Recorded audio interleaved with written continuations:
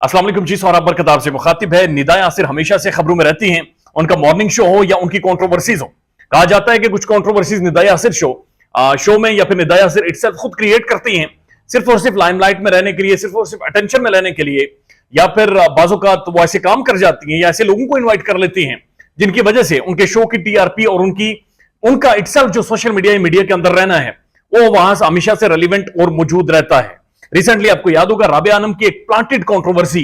कि जब of the record उन्हें पता था कि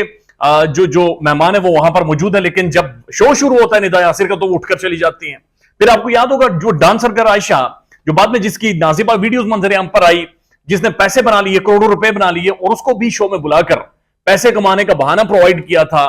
जनाब निदा यासिर साहिबा ने। अभी इन्होंने एक रिसेंट इंटरव्यू दिया है और ये बड़ा वायरल है इसके कुछ क्लिप्स, और इसमें उन्होंने कुछ एक सेलिब्रिटीज के बारे में बातचीत की है। और जो सेलिब्रिटीज इनके शोज पर आते हैं वहां पर आकर ऑफ द रिकॉर्ड भी इनसे मिलते हैं, बातचीत करते हैं, और ऑन द रिकॉर्ड जो होती है वो तो आप देखते ही रहते हैं। वो कहती है कि बहुत सारे सेलिब्रिटीज, बल्कि अक्सर सेलिब्रिटीज मेरे शो में आकर हमसे रिक्वेस्ट करते हैं कि उनकी शादियों के हवाले से आपने अवाम को नहीं बताना, क्योंकि वो छुपकर डेट कर रहे होते हैं मुख्तलिफ खवातीन को, उनके साथ ताल्लुकात बना रहे होते हैं, और शोज के ऊपर आकर वो बहुत ही शरीफ और तहजीब के साथ रहते हैं। ये again dark side of Pakistan showbiz industry है, बहुत ही डार्क साइड है। और निदा यासिर ये कह रही है कि बाकायदा से उनसे दरखास्तें की जाती है, रिक्वेस्ट की जाती है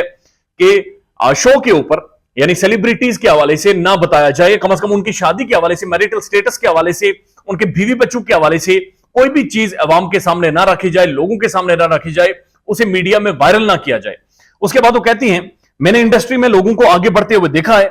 और मैं बहुत सारी लड़कियों और लड़कों का, यानी इंडस्ट्री के अंदर जो भी एक्ट्रेस या एक्ट्रेसेस आती हैं, मैं उनके बैकग्राउंड भी जानती हूं और मैं उनके राजू से भी वाकिफ हूं। ये निदा यासिर ने बुनियादी तौर पर इशारा किया है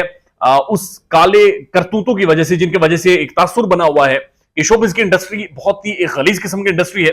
और यहां पर खवातीन का इस्तेसाल किया जाता है और मर्दों का भी बहुत सारे केसेस में इस्तेसाल किया जाता है और उसके बाद जाकर उन्हें काम मिलता है। मैं खुद जाती तौर पर चूंकि मीडिया से ताल्लुक है, एक फीमेल एंकर को जानता हूं, वो बड़ी प्रोमिनेंट चैनल के साथ काम करती हैं और मुझे याद है कि एक बार एक चैनल के साथ वो काम कर रही थी, मैं उनका कुलीग था, तो उनसे ये कहा गया था कि आप हमें व्हाट्सएप के ऊपर ऐड करें, उसके बाद हम आपको ऑन एयर करेंगे। बदकिस्मती है ये, लेकिन दिस इज अ रियलिटी। तो इसे आगे मैं बहुत सारी चीजें जो बता नहीं सकता, एक्सप्लेन नहीं कर सकता, लेकिन निदा यासिर ने इस चीज के ऊपर रोज जोर दिया है और वो कह रही है कि मैंने इंडस्ट्री में लोगों को आगे बढ़ते हुए देखा है और मैं उनके बैकग्राउंड से भी वाकिफ हूं कि किस तरह से वो आगे बढ़े हैं, कौन सी सीक्रेट्स मुलाकातें थी, किधर किधर मुलाकातें होती रही हैं, कौन किसको डेट करता रहा है, और उसके बाद चूंकि कुछ बेनिफिट्स लेकर या बेनिफिट्स देकर पाकिस्तान की शोबिज इंडस्ट्री में लोगों को आगे लाया जाता है। अब शादी वाला जो मसला है वो हम देख रहे हैं मुतवातर के गुज़श्ता 4 से 5 6 सालों में पाकिस्तान के सेलिब्रिटीज जो भी शादी करते हैं वो शादी भी इसलिए करते हैं चूंकि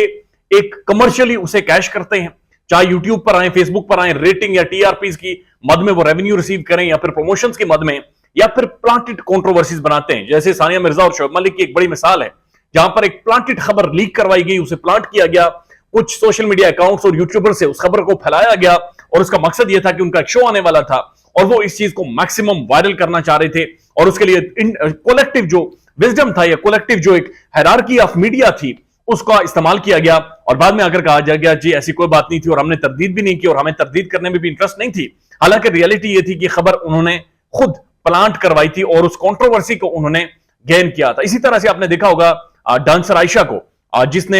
जिसकी वीडियो प्लांटेड करवाई गई, प्लांट करवाकर बाकायदा से लीक करवाई गई सिस्टमैटिक वे में, और उसे भी रेवेन्यू कमाना मकसूद था। उसके बाद जब निदा यासिर ने बात की है कि मैं लोगों के बैकग्राउंड जानती हूं कि वो बैकग्राउंड में किसी डेट कर रहे हो, किस तरह से कर रहे हैं, तो उसके बाद सोशल मीडिया के ऊपर एक रिएक्शन सामने आया है और लोगों का यह कहना है कि इनका इशारा मोहिब मिर्जा और सनम सईद के हवाले से था